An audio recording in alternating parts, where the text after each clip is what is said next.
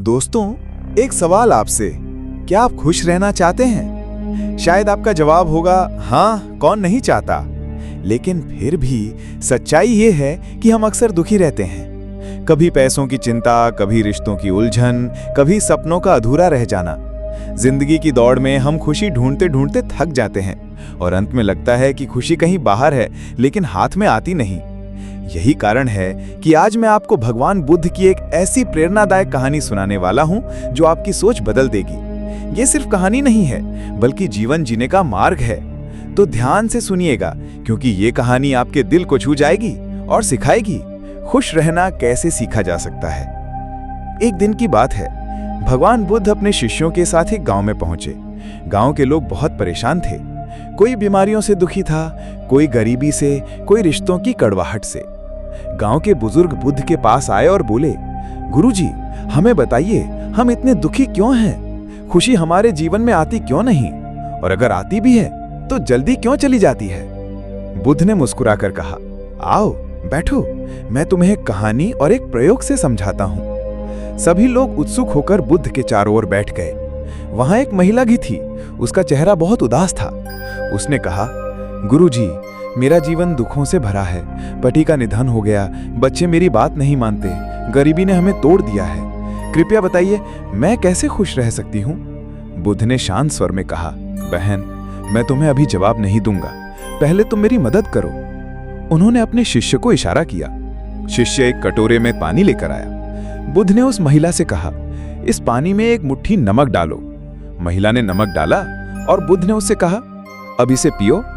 महिला ने घूंट लिया और तुरंत मुंह बना लिया। अब गुरुजी, ये पानी जो कड़वा है, इसे पिया नहीं जा सकता। सभी लोग हंस पड़े। तब बुद्ध उठे और महिला को पास की झील के किनारे ले गए। उन्होंने कहा, अब वही नमक इस झील में डालो। महिला ने नमक झील में डाल दिया। फिर बुद्ध ने कहा, अब इस झील का पानी पियो। महिला ने झील से पानी लिया और पीकर बोली, गुरुजी, ये पानी तो बिल्कुल मीठा और ताजा है। बुद्ध मुस्कुराया और बोले, समझी, दुख भी जीवन में इसी नमक की तरह है। अगर तुम्हारा दिल छोटा कटोरे जितना होगा तो दुख तुम्हारी पूरी जिंदगी को कड़वा बना देगा। लेकिन अगर तुम्हारा दिल झील जितना बड़ा होगा तो वही दुख उसमें घुलकर गायब हो जाएगा। झील वाली घटना के बाद वहां बैठे सभी लोग सोच में पड़ गए। गांव वाले आपस में कहने लगे, सच कहा गुरुजी ने, हम दुखों को इतना बड़ा मान लेते हैं कि पूरा जीवन कड़वा लगने लगता है। बुद्ध ने उनकी तरफ देखा और बोले, मनुष्य का दुख बाहर की घटनाओं से नहीं, बल्कि उसके अंदर की सोच से पैदा होता है। जब दिल छोटा हो, जब नजरिया सीमित हो, तो छोटी सी तकलीफ भी भारी लगती है। लेकिन जब दिल विशाल हो जाता है तो बड़े से बड़ा दुख भी घुलकर गायब हो जाता है। उसी गांव में एक अमीर व्यापारी रहता था। उसके पास धन दौलत की कोई कमी नहीं थी, लेकिन उसका चेहरा हमेशा चिंताओं से भरा रहता था। वो बुद्ध के पास आया और बोला, गुरुजी, मेरे पास सब कुछ है, सोना चांदी, हवेली, नौकर चाकर, लेकिन फिर भी मेरा मन बेचैन रहता है। मुझे डर लगता है कि कहीं मेरा धन चोरी ना हो जाए। मुझे नींद नहीं आती। मैं खुश क्यों नहीं हूं? बुद्ध ने मुस्कुराकर कहा, तुम्हारा दुख तुम्हारे धन में नहीं है, बल्कि तुम्हारे मन में है। तुम धन को बांध कर रखते हो, इसी वजह से वो तुम्हें बांध रहा है। व्यापारी ने हैरानी से पूछा, तो क्या मुझे सब कुछ छोड़ देना चाहिए? बुद्ध ने कहा, नहीं, छोड़ना जरूरी नहीं है। जरूरी ये है कि तुम धन का उपयोग करो, लेकिन उसे अपने दिल की जंजीर मत बनने दो। धन अगर तुम्हारी सेवा करे तो वो आशीर्वाद है, लेकिन अगर तुम धन की सेवा करने लगो तो वही शाप बन जाता है। फिर बुद्ध ने उसे एक उदाहरण दिया। मान लो तुम्हारे पास 2 रोटियां हैं। अगर तुम दोनों रोटियां अकेले खा जाओगे तो तुम्हें बस तृप्ति मिलेगी, लेकिन अगर तुम उनमें से एक भूखे को दे दो तो तुम्हें तृप्ति के साथ साथ शांति भी मिलेगी, और वही शांति असली खुशी है। व्यापारी की आंखों से आंसू निकल आए। वो बोला, गुरुजी, मैंने धन को बस अपने लिए जमा किया, दूसरों के लिए कभी सोचा ही नहीं। शायद इसी कारण मेरा मन खाली था। अब मैं इसे लोगों की सेवा में लगाऊंगा। उसी समय एक गरीब किसान भी बुद्ध के पास आया। वो रोते हुए बोला, गुरुजी, मैं बहुत दुखी हूँ। मेरे पास न धन है, न जमीन ठीक से उपज देती है। परिवार के लिए भोजन जुटाना भी कठिन है। मुझे बताइए, मैं कैसे खुश रह सकता हूँ? बुद्ध ने किसान की ओर देखा और कहा, तुम्हारे दुख का कारण गरीबी नहीं है। तुम्हारा दुख इस बात से है कि तुम अपने पास जो है उसे स्वीकार नहीं करते। तुम हमेशा सोचते हो कि तुम्हारे पास क्या नहीं है, लेकिन अगर तुम देखो कि तुम्हारे पास क्या है तो तुम्हें संतोष मिलेगा। फिर बुद्ध ने किसान को एक काम दिया। उन्होंने कहा, कल से अपने घर लौटो और हर दिन सोने से पहले यह सोचो कि आज तुम्हारे पास क्या अच्छा था, किस बात के लिए तुम आभारी हो सकते हो। तुम देखोगे कि धीरे धीरे तुम्हारे दुख हल्के होने लगेंगे। किसान ने वैसा ही किया। कुछ हफ्तों बाद वो फिर बुद्ध के पास आया और बोला, गुरुजी, मेरी गरीबी तो अभी भी है, लेकिन अब मैं पहले से ज्यादा हल्का और खुश महसूस करता हूं, क्योंकि अब मैं हर दिन ये देखता हूं कि मेरे पास क्या है, मेरा परिवार, मेरी मेहनत करने की ताकत और आपके आशीर्वाद। बुद्ध मुस्कुराए और बोले, यही है असली खुशी का राज। जो नहीं है उसके पीछे मत भागो, जो है उसे देखो और स्वीकार करो। बुद्ध ने गांव के सभी लोगों से कहा, याद रखो, खुशी बाहर से आने वाली चीज नहीं है। खुशी कोई वस्तु नहीं है जिसे खरीदा जा सके। खुशी तुम्हारे मन की अवस्था है। जब तुम स्वीकार करना सीख जाते हो, जब तुम बांटना सीख जाते हो, जब तुम्हारा दिल विशाल हो जाता है, तभी असली खुशी प्रकट होती है। झील, व्यापारी और किसान की घटना के बाद बुद्ध अपने शिष्यों के साथ एक वृक्ष के नीचे बैठे थे। शिष्यों ने विनम्रता से पूछा, गुरुजी, आपने हमें बताया कि दिल को विशाल बनाना चाहिए, स्वीकार करना चाहिए और बांटना चाहिए, लेकिन एक सवाल है, जब मन ही बार बार दुख, गुस्सा और ईर्ष्या की तरफ भागता है तो हम कैसे खुश रह सकते हैं? बुद्ध ने शांत स्वर में कहा, मन को समझो। मन हवा की तरह चंचल है। यदि तुम हवा को रोकने की कोशिश करोगे तो वह और तेज बहने लगेगी, लेकिन यदि तुम हवा को बहने दो और सिर्फ देखो तो वह तुम्हें परेशान नहीं करेगी। उसी तरह अगर तुम मन को दबाने की कोशिश करोगे तो वह और बेचैन होगा, लेकिन अगर तुम उसे देखना सीखोगे बिना उलझे तो धीरे धीरे वह शांत होने लगेगा। बुद्ध ने सभी को समझाया, हर सुबह कुछ समय अपने साथ बैठो, आंखें बंद करो और अपने श्वास पर ध्यान दो। जब श्वास अंदर जाए तो देखो, जब श्वास बाहर आए तो देखो। मन बार बार भागेगा, लेकिन तुम बस गवाह बने रहो। धीरे धीरे तुम अनुभव करोगे कि विचार आते हैं और जाते हैं, लेकिन तुम विचार नहीं हो, तुम उनके गवाह हो। शिष्यों में से एक बोला, गुरुजी, अगर गुस्सा आए तो क्या करें? बुद्ध ने कहा, गुस्से को दबाओ मत, बस उसे पहचान लो कि हाँ, यह गुस्सा है। जैसे तुम आकाश में बादल देखते हो, बादल आता है, छा जाता है, लेकिन कुछ देर बाद चला भी जाता है। गुस्सा भी वैसा ही है। अगर तुम उसे पकड़कर बैठोगे तो वह जहरीला बन जाएगा। अगर तुम उसे देखोगे और जाने दोगे तो वह तुम्हें छू भी नहीं पाएगा। याद रखो, दुख का कारण है आसक्ति, अटैचमेंट। जब तुम किसी चीज, किसी व्यक्ति या किसी परिस्थिति को पकड़कर रखते हो और उम्मीद करते हो कि वो हमेशा वैसी ही रहेगी, तो दुख पैदा होता है। लेकिन संसार का नियम है, सब कुछ बदलता है, कुछ भी स्थायी नहीं है। अगर तुम इस बदलाव को स्वीकार करना सीख जाओ तो दुख मिट जाएगा, और जब दुख मिटता है तब जो शांति बचती है वही असली खुशी है। बुद्ध ने एक छोटी कहानी सुनाई। एक महिला हर दिन नदी से पानी भरकर घर लाती थी। उसके पास 2 घड़े थे, एक बिल्कुल सही और दूसरा टूटा हुआ। टूटे हुए घड़े से हमेशा थोड़ा पानी रास्ते में गिर जाता था। महिला कई महीनों तक ऐसे ही चलती रही। एक दिन टूटे हुए घड़े ने महिला से कहा, मुझसे क्यों पानी ढोती हो? मैं अधूरा हूं, मैं तुम्हारा काम बिगाड़ता हूं। महिला मुस्कुराई और बोली, तुम्हें पता है, जिस रास्ते से मैं गुजरती हूं उस पर मैंने फूल लगाए थे। तुम्हारे गिराए हुए पानी से वे फूल हर दिन सींचे जाते हैं। आज वही फूल मेरे घर को सजाते हैं। तो तुम अधूरे नहीं हो, बल्कि मेरे जीवन को सुंदर बनाने वाले हो। इसी तरह जीवन में हम सभी के पास कमियां हैं, लेकिन अगर हम अपनी कमियों को स्वीकार करें और सकारात्मक दृष्टि रखें तो वही कमजोरी हमारी ताकत बन सकती है। बुद्ध का संदेश, स्वीकार्यता ही खुशी है। खुश रहने का अर्थ यह नहीं है कि तुम्हारे जीवन में दुख नहीं होगा। खुश रहने का अर्थ यह है कि जब दुख आए तो तुम उसे स्वीकार कर लो और आगे बढ़ो। जैसे आकाश में बादल आते जाते हैं, वैसे ही दुख और सुख आते जाते हैं, लेकिन आकाश हमेशा आकाश ही रहता है, विशाल और अडिग। अगर तुम अपने मन को आकाश जैसा विशाल बना लो तो कोई भी दुख तुम्हें स्थायी रूप से छू नहीं पाएगा। राजकुमार और बुद्ध का संवाद। एक दिन एक राजकुमार बुद्ध के पास आया।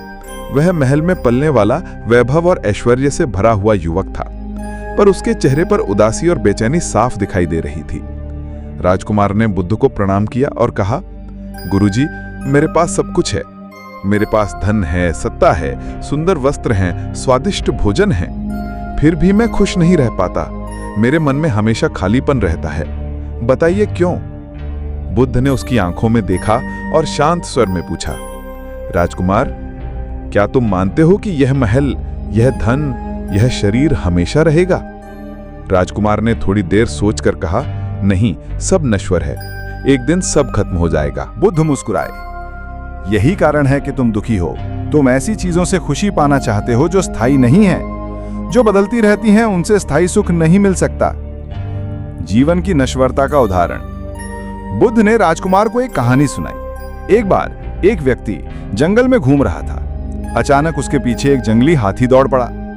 डर के मारे वह व्यक्ति भागा और एक पेड़ पर चढ़ गया। पेड़ पर चढ़कर उसने नीचे देखा, हाथी अब भी नीचे खड़ा है। फिर उसने ऊपर देखा, दो चूहे, एक काला और एक सफेद, उस पेड़ की जड़ें कुतर रहे थे। मतलब यह था कि पेड़ ज्यादा देर तक टिकेगा नहीं। इसी बीच उसने एक डाल पर शहद का छत्ता देखा। कुछ बूंदें नीचे गिर रही थीं। वह तुरंत जीभ निकालकर शहद चखने लगा। अब सोचो, वो आदमी किस स्थिति में है? नीचे मौत है, ऊपर मौत है, और वो थोड़े से शहद के पीछे पड़ा है। यही मनुष्य का जीवन है। मौत हमें चारों तरफ से घिरे हुए है, लेकिन हम थोड़ी सी सुख सुविधाओं के पीछे पागल बने रहते हैं। याद रखो, ये सुख स्थायी नहीं है। राजकुमार को मिला उत्तर। राजकुमार ने सिर झुका लिया। उसकी आंखों में आंसू थे। उसने कहा, गुरुजी, तो क्या इसका मतलब है कि जीवन में कोई खुशी नहीं है? बुद्ध ने प्रेम से कहा, नहीं राजकुमार, खुशी है, लेकिन वो बाहर की चीजों में नहीं है, वो तुम्हारे भीतर है। जब तुम समझ जाते हो कि सब नश्वर है, तब तुम उससे चिपकना छोड़ देते हो। जब तुम चिपकना छोड़ देते हो, तब दुख खत्म हो जाता है, और जब दुख खत्म होता है, तब जो शांति बचती है, वही सच्ची खुशी है। असली खुशी वर्तमान में जीना। बुद्ध ने आगे कहा, राजकुमार, तुम भविष्य की चिंता और अतीत के बोझ में फंसे रहते हो। खुशी सिर्फ वर्तमान में है। यदि तुम वर्तमान क्षण को जीना सीख लो, तो तुम्हें पता चलेगा कि जीवन में कुछ कमी नहीं है। जैसे अभी तुम सांस ले रहे हो, ये सबसे बड़ा उपहार है। अभी तुम सुन रहे हो, महसूस कर रहे हो, यही तो जीवन है। लेकिन मन हमेशा कहता है कि कल ऐसा होगा, बीते कल ऐसा हुआ, और इसी कारण तुम वर्तमान की सुंदरता खो देते हो। याद रखो, जो व्यक्ति वर्तमान को पूरी तरह जीता है, वही सच्चा खुशहाल व्यक्ति है। बुद्ध का अंतिम संदेश। बुद्ध ने राजकुमार को आशीर्वाद देते हुए कहा, राजकुमार, याद रखो, बाहर की दौलत तुम्हें सुख दे सकती है, लेकिन शांति नहीं। शांति और स्थायी खुशी सिर्फ भीतर से आती है, और वो तब आती है जब तुम जीवन की नश्वरता को स्वीकार करते हो, आसक्ति को छोड़ देते हो, और वर्तमान क्षण को जीते हो। राजकुमार ने गहरे कृतज्ञ भाव से प्रणाम किया और कहा, गुरुजी, आज मैंने समझा कि खुशी कोई वस्तु नहीं, बल्कि मन की अवस्था है। आज से मैं वर्तमान को जीना सीखूंगा। दुखी माँ बुद्ध के पास आई। एक बार की बात है, राजगृह नगरी में एक माँ का छोटा सा बेटा बीमारी से मर गया। माँ का रो रो पर बुरा हाल हो गया। वह बेटे के शव को गोद में लेकर गलियों में दौड़ती रही और हर किसी से कहती कि कृपया मेरे बेटे को बचा दो, मुझे कोई ऐसी दवा दो जिससे मेरा बच्चा फिर से जीवित हो जाए। लोगों ने उससे कहा कि हम तुम्हारी मदद नहीं कर सकते। अगर कोई तुम्हारी मदद कर सकता है तो वो केवल भगवान बुद्ध हैं।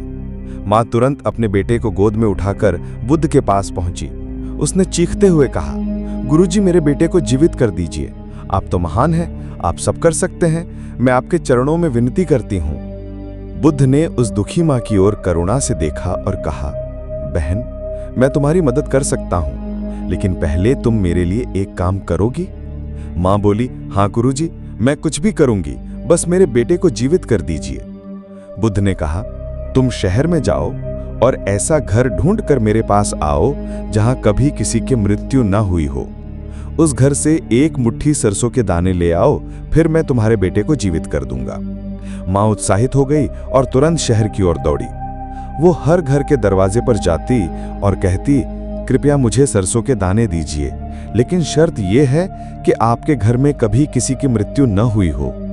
हर घर से उसे सरसों तो मिल जाती, लेकिन साथ ही ये उत्तर भी मिलता कि हमारे घर में तो किसी न किसी की मृत्यु हुई है, कभी पिता की, कभी माँ की, कभी पति की, कभी पत्नी की।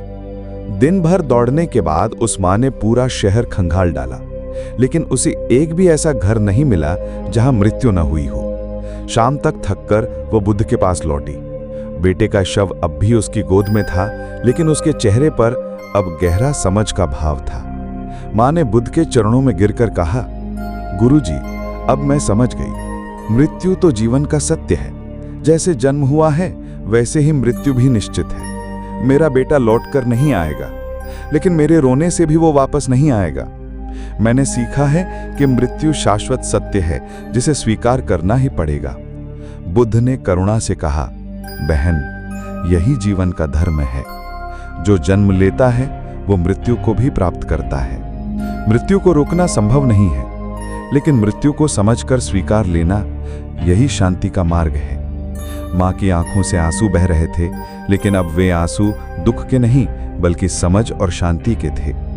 वो बोली, गुरुजी, अब मैं अपने बेटे के बिना भी जीना सीखूंगी, क्योंकि मैंने समझ लिया है कि जीवन का अर्थ केवल रोना नहीं है, बल्कि सत्य को स्वीकार करके आगे बढ़ना है।